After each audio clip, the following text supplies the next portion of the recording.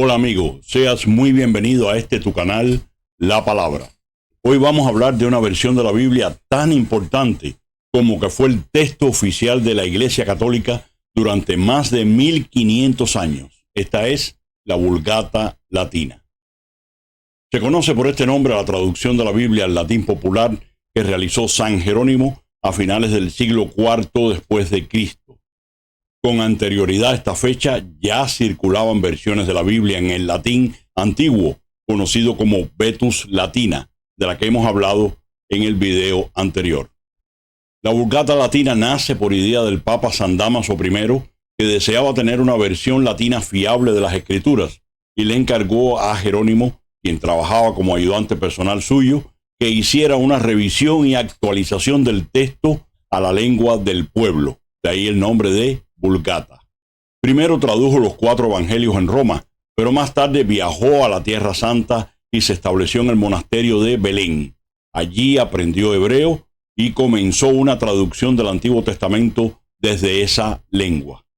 Recordemos que después de la destrucción del Templo de Jerusalén en el año 70, los fariseos se reorganizaron en Yamnia, fundando una escuela rabínica para recopilar y preservar sus tradiciones orales y escritas. Con el tiempo se fueron estableciendo las escrituras del nuevo judaísmo, en la que los libros escritos en griego no estaban, porque habían rechazado la Septuaginta que los cristianos usábamos en la evangelización del mundo. Estas no eran las escrituras que circulaban en tiempos de Jesús y los apóstoles, porque los judíos de cultura helénica que vivían en Israel y la diáspora leían sus escrituras en griego, usando la Septuaginta, que era muy apreciada entonces.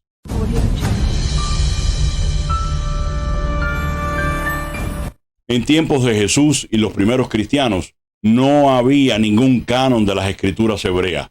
Los judíos de la primera mitad del siglo I no tenían ninguna lista de libros sagrados.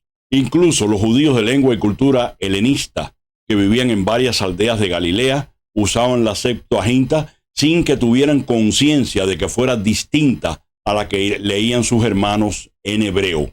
La única diferencia era la lengua, pero no la cantidad ni extensión de los libros. Por tanto, salvo este detalle de la lengua, estaban en perfecta comunión con sus hermanos por una misma fe, una misma escritura, unas prescripciones rituales, un templo y una ciudad sagrada. El judaísmo vino a cerrar las escrituras para la segunda mitad del siglo II y a rechazar la Septuaginta en cuanto los cristianos comenzamos a leerla e interpretarla desde Cristo. Lo primero que hicieron fue emprender varias nuevas traducciones para limar esos pasajes donde nosotros veíamos a Jesús. Estas versiones fueron conocidas como las de Aquila, Teodosión y Simanco, para finalmente abandonarlas y repudiarlas. Menos todavía el llamado texto masorético, que comenzó a formarse a partir del año 500 aproximadamente y no estuvo completo sino hasta el año 1500 aproximadamente, lo que quiere decir que el texto masorético es un texto medieval. Jerónimo usó para su traducción al latín del Antiguo Testamento hebreo el texto rabínico posterior a Jamnia, conocido también como consonántico o premasorético, y que para su tiempo ya no tenía los deuterocanónicos. Así que tradujo solo los libros protocanónicos, que eran los que estaban en este texto rabínico que entonces usaban los judíos que vivían en Israel. Por tanto, es totalmente falsa la opinión de que se hubiera resistido San Jerónimo a traducir los 7 libros de la Septuaginta que se conocen como deuterocanónicos. Entre otras razones, porque así comenzó a llamarlos por primera vez Sisto de Siena en 1556. Para este grupo de libros, como para los Salmos, Jerónimo siguió de cerca el texto griego de la Septuaginta y en ocasiones se limitó a retocar el texto de la Vetus Latina. En el caso de los libros de Tobías y Judith, los tradujo desde el arameo. El Papa Dámaso, su mentor, murió antes de ver concluida esta tarea, pero parece que el mismo Jerónimo tampoco la terminó, porque hoy se admite comúnmente que la versión de las epístolas, Hechos de los Apóstoles y Apocalipsis no es obra de Jerónimo, sino de un discípulo suyo, probablemente Rufino el Sirio, quien siguió los principios de su maestro hasta completar la obra en Roma en el año 405. Hay que decir que el éxito no fue inmediato, sino que tardó algún tiempo porque su traducción no fue recibida con entusiasmo, más bien con cierta hostilidad. Se tenía mucho apego al texto de la Septuaginta y aunque la Vetus Latina estaba en latín, este era muy malo porque copiaba las estructuras gramaticales del griego. Aún así, recordaba a la Septuaginta que estaba consagrada por una larga tradición en la iglesia. Era la Biblia que habían usado los apóstoles y los primeros cristianos para la evangelización. Por eso San Agustín le insistía una y otra vez que desistiera de esa tarea y se dedicara a revisar las antiguas versiones latinas. A Agustín no le gustaba la Vetus Latina, pero tampoco quería que se hiciera una traducción directa de las lenguas originales, no fuera a ser que resultara un texto que no tuviera nada que ver con la Septuaginta.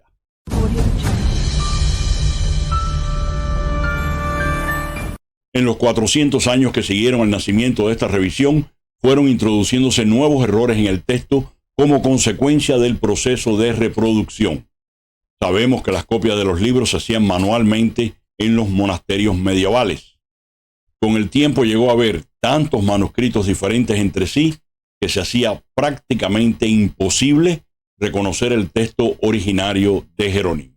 La solución la aportó esta vez el emperador Carlomagno, encargando a Alcuino de York una revisión del texto que estuvo lista para el año 802 y que fue conocida como Biblia de Carlomagno.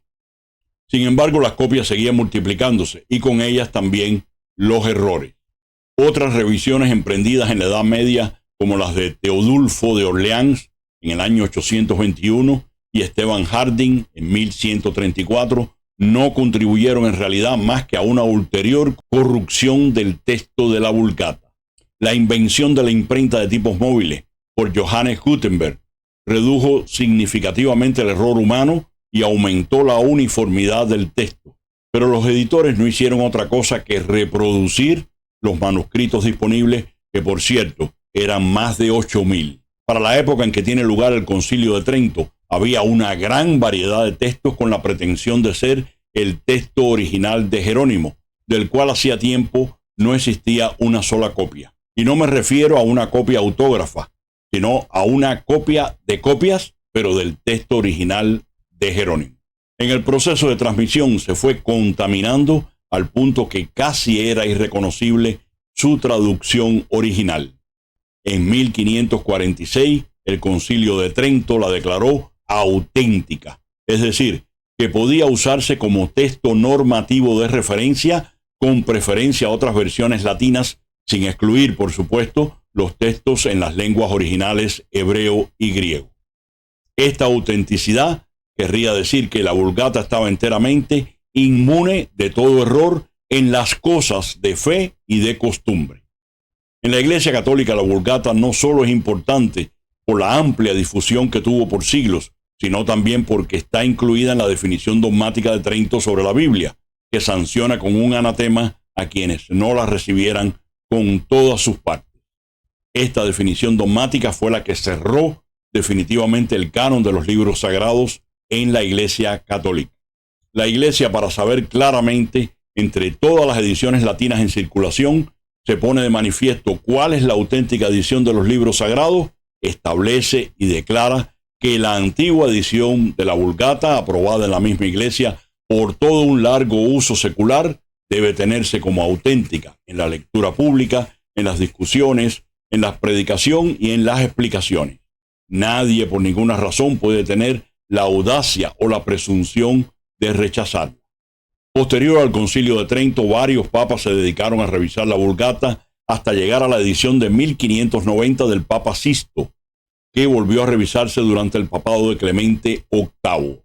Esta edición, conocida como Sisto Clementina, del año 1592, fue el texto oficial de la Iglesia Católica durante más de 3 siglos, hasta que el Papa Pío X en 1907 decidiera preparar una edición crítica de la Biblia latina, para la que encargó a los monjes del monasterio benedictino de San Jerónimo en Roma, y que fue concluida en 1987.